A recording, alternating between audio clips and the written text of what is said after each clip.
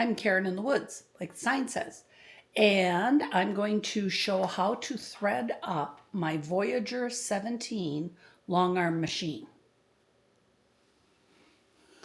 So first thing we're going to start with, I'm going to use dark thread so we can kind of see what we're doing here. And this is up on the thread stand, which is pretty self-explainable. There we go. Bring the thread down, and the first item to thread it through is this device with 3 holes. And I'm going to try and move this camera in. There we go, just a little closer. 3 holes. Now, the book shows that you thread through all 3 of the holes, but the lady that I bought this from, along with my own experience, says, come through the first hole, skip the second hole, and come through the third hole, like so. Let's see here. There we go. See, I'm coming from the back to the front through the first hole, wrapping it around, coming from the back to the front of the third hole. Skip the second hole completely. Okay, from there, we come down to the tension device. We slide it between, oops, let's get in here, between the discs. Let's see, I'm trying to do this one-handed. And when you come through the discs, there we go. You make sure you catch this spring and come down. We hold a little tension here. See? So we are through that spring right there. Now we come down around this bar. Okay, I'm switching hands here. There we go. So we are around the bar. Now we are going to get the thread in that little thread holder right there. So as it goes up, it's held to the right side of the uptake lever. Now this, I believe, is called an uptake lever.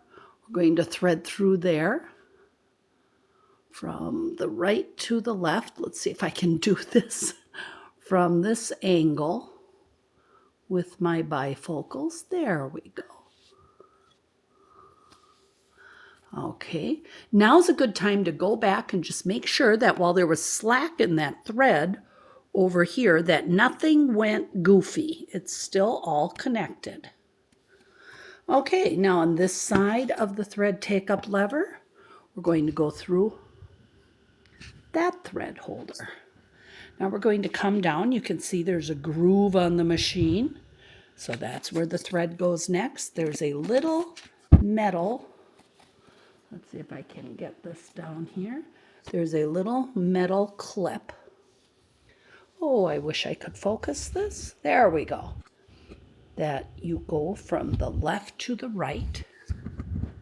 See, now my thread is through that little black metal clip. It was open on the left, we go to the right, now it's riding in that loop. Now the next part is down here on this needle bar. There's a little slit. It's open on the left. Let's see if I can do this with one hand. There we go. It's open on the left, and now the thread is through that slit right there where my finger is pointing. Maybe it would help if I pointed with the tip of a pin. Right there. So it went in on the opening on the left, and now it's kind of pulled gently to the right. Now the needle is the next important thing. I'm going to move this camera down. The needle has to be put in here instead of directly at what I call 6 o'clock, facing out to the front of the quilting frame. You twist it a little teeny bit before tightening it up. So now the hole is technically at 5 o'clock instead of 6 o'clock. And a lot of people will tell you that's the only way it works. So here, I'm going to drop down my foot out of the way. Usually I don't thread with that down, because when your pressure foot is up, it allows the thread to move freely between the tension discs. But I'm going to do that just because I'm trying to thread here. Now the needle also has to have the side with the long slit in it facing towards you. Okay, now I'm again trying to do this one-handed. Oh, look at that. I did it first try. Look at that. Now the needle is tilted. Instead of being, let's see here, this way, we're tilted a little teeny bit. Instead of coming at it directly this way from 6 o'clock position to run through the eye of the needle, you bring over here about to 5 o'clock. Get the idea? Okay, now that that is in place, we can raise the presser foot back up. I'm going to pull through a little excess. Now here is the bobbin case, and the bobbin is inserted with the thread going, here, just a moment, the thread going away from you, and then it's slid through underneath the spring. And you can see right there, it's really important that you never have anything clogging up underneath that spring. Sometimes even a little piece of leftover string or lint can mess that up. So I really can't do this one-handed very well, but I'm going to try.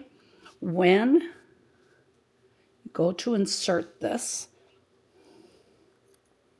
I'm going to kind of do it from here. You feel around a little bit, make sure it clicks in tight. Okay, the thread is right down here from the bobbin, and the thread is right up here from the top. And because, let me stretch a little bit. Okay, it's kind of hard to do, but there we go. Okay, I pulled it up. And there we have the thread pulled up from the bobbin. Now I will mention that I like using pre-wound bobbins now. I never thought I would before, but I use the Magna Glide from, Nolting. I'm sorry, I forgot the name. From Nolting, the Magna Glide bobbins. They even have a little magnet on the edge of them that helps here, that helps to keep the bobbin from spinning too freely, and it rides against the bobbin case and just helps to keep it from spinning too fast. And the bobbins are made from Fil-tec. Make sure that you get the right kind. Our machines take the L bobbin, so you make sure you get the right kind.